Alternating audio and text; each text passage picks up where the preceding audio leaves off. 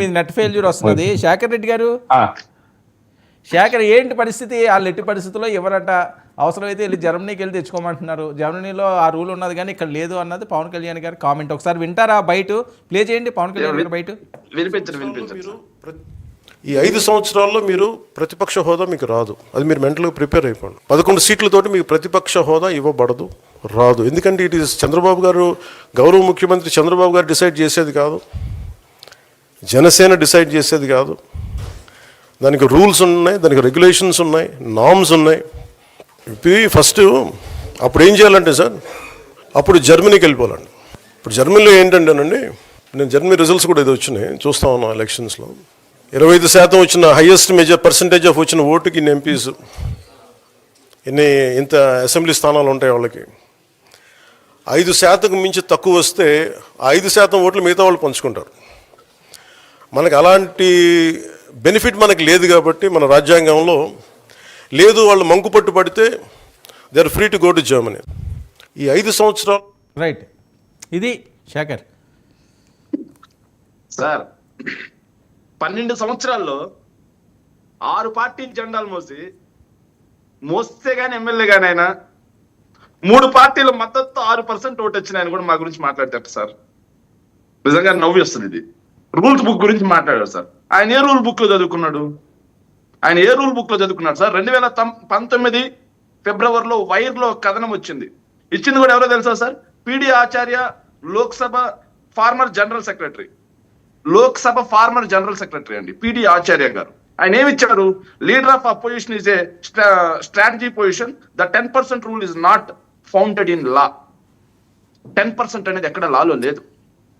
అది గమనించాలి. ఇంకో విషయం, ఇంకోటి, the salary and alliance of leader of opposition in parliament act 1977 లో పార్లమెంట్ లో ఒక యాక్ట్ ఇచ్చారండి. ఆ యాక్ట్ ఏంటంటే the salary and alliance of leader of opposition in parliament act 1997.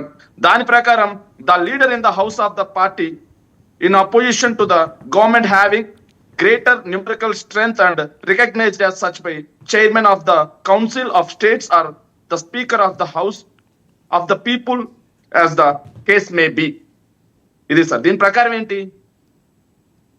లోక్సభలో తీసుకొచ్చిన చట్టంలో కానీ, పిడి Acharya Lok Sabha former general secretary ఇచ్చిన ఇంటర్వ్యూలో కానీ ఎక్కడా కూడా 10% అనేది చట్టంలో లేదు. 10% అనేది చట్టంలో లేకుండా ఎట్లా మాట్లాడతారు వీళ్ళు?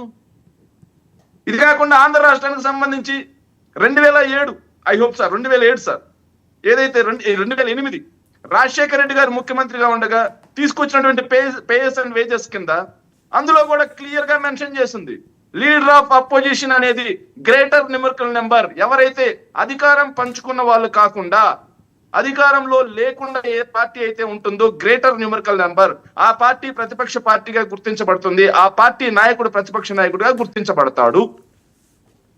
ముందుగా ఇది గమనించుకోవాలి.